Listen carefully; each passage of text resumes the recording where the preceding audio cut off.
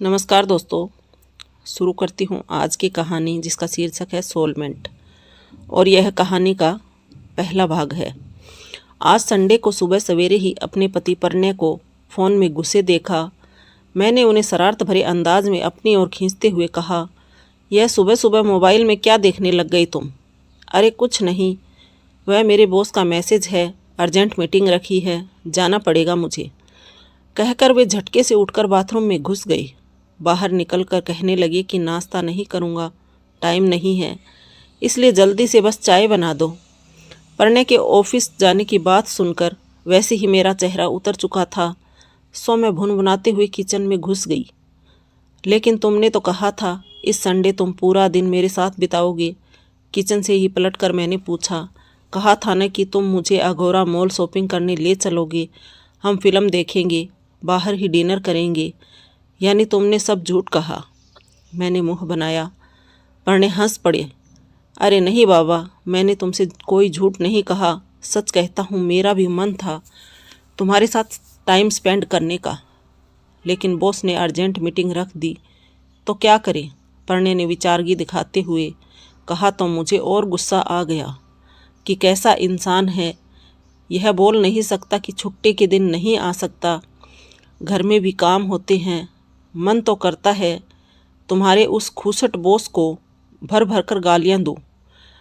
अरे खुद की बीवी तो है नहीं, तो क्या जाने वह दूसरों की फीलिंग्स को। बोलते क्यों नहीं कि तुम कोई गुलाम नहीं हो उनके, जो जब बुलाए जाना पड़े। गुलाम तो मैं तुम्हारा हूँ माई सर्वेंट, लेकिन रोटी का सवाल है ना बाबा, नहीं कमाऊँगा तो खाऊँगा क्या? फिर मुझे बीवी के टुकड़ों पर पलना पड़ेगा, बोल कर प्रणय हंसे। मैंने मुंह बिचकाकर कहा, ज़्यादा कहानी मत बनाओ, तुम हमेशा ऐसा ही करते रहते हो, नहीं जाऊंगा और चले जाते हो, छुट्टी का सारा मज़ा किरकिरा कर देते हो।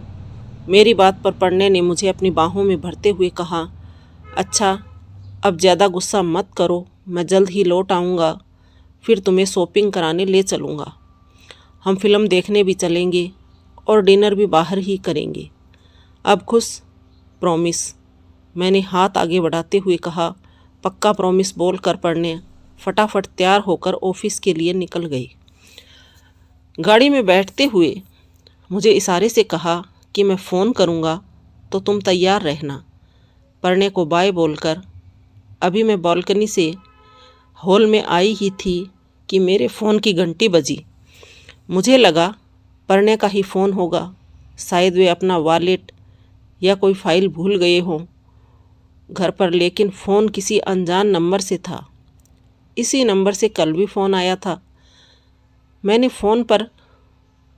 लेकिन मैंने उठाया नहीं, क्योंकि बेकार में लोग फ़ोन करके कुछ भी ज्ञान बांटने लगते हैं कि आप यह स्कीम ले लो, वह लोन ले लो, बहुत फ़ायदा है इसमें, वगैरह वगैरह। कैसे कैसे ठग हो गए हैं दुनिया में कि पूछो मत। फ़ोन से ही लोगों का अकाउंट खाली कर देते हैं। अभी परसों ही मैंने अखबार में पढ़ा था कि एक रिटायर्ड शिक्षक के फ़ोन पर किसी अननोन नंबर से फ़ोन आया। उस आदमी ने बताया वह बैंक से लोन का बोल रहा है, क्रेडिट कार्ड संबंधी कुछ जानकारी चाहिए। शिक्षक ने जानकारी दे दी और फिर मिनट में उसके अकाउंट का रुपये 85,000 गोल हो गई। मुझे समझ में नहीं आता कि इतनी ठगी के मामले सामने आने के बाद भी लोग अलर्ट क्यों नहीं हैं। उस रिटायर्ड शिक्षक ने अगर उसे कुछ न बताया होता तो उसके पैसे तो बच जाते न। ठग लोग ऐसे ही होते हैं, कोई बैंकर बनकर लोगों को फंसाता है तो कोई किसी कंपनी का कस्टमर केयर अधिकारी बनकर लोगों को चूना लगा डालता है। लोगों को अपने जाल में फंसाने के उनके पास कई तरीके होते हैं। वह कहते हैं ना, और के 84 बुद्धि नया नया रास्ता खोज ही निकालते हैं। यह लोगों को ठगने का। खैर मैं तो भाई सतर्क रहती हूँ, खुद पर गर्व महसूस करती हूँ। गाना गुनगुनाते हुए किचन में अपने लिए कॉफ़ी बनाने जाने ही लगी कि मेरा फ़ोन फिर बज उठा।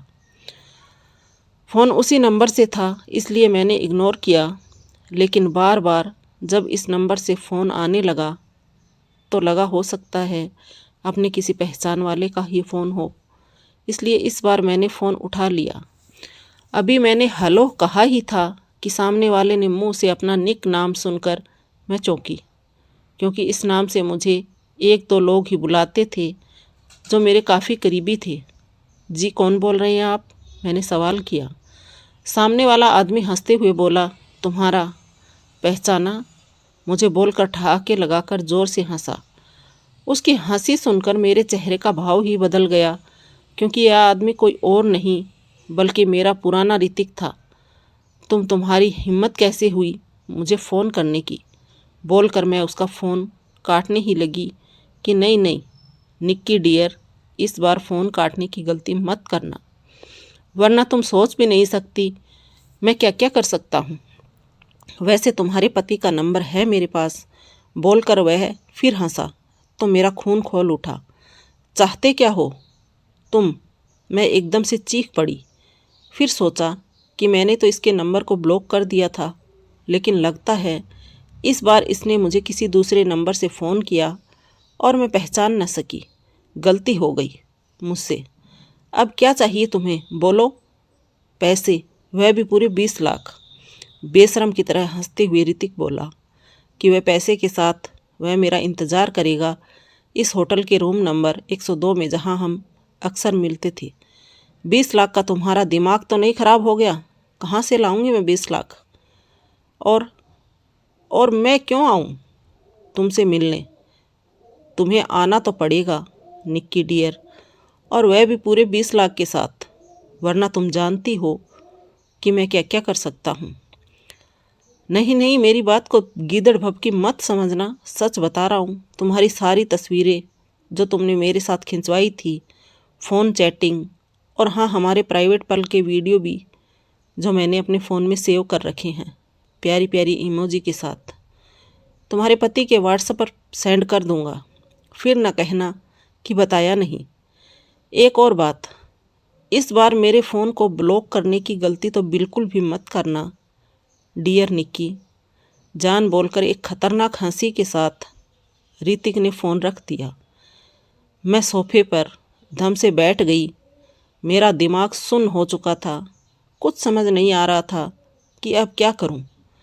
कहीं सच में इसने हमारी वे सारी तस्वीरें और प्राइवेट पल के वीडियो पढ़ने को भेज दिए तो क्या होगा? पढ़ने तो मुझे अपनी ज़िंदगी से धक्के मारकर बाहर निकाल देंगे, और माँ पापा भी मुझे माफ़ नहीं करेंगे। ओह, अब मैं क्या करूं? मैं अपना सिर पकड़कर रो पड़ी। मैं तभी फिर मेरा फ़ोन बजा। फ़ोन उठाते ही मैं झल्ला पड़ी।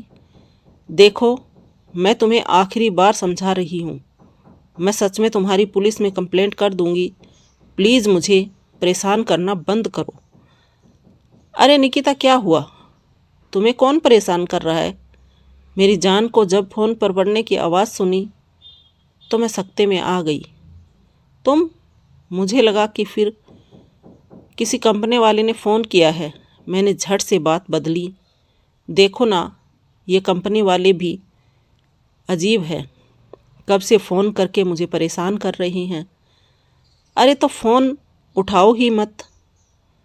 अच्छा चलो मैं आता हूँ, कहकर पढ़ने ने फ़ोन रख दिया, और कुछ ही समय में वह मेरे सामने थे। पढ़ने को देखते ही मैं उनकी बाहों में सिमट गई। मन से काफ़ी डरी हुई थी।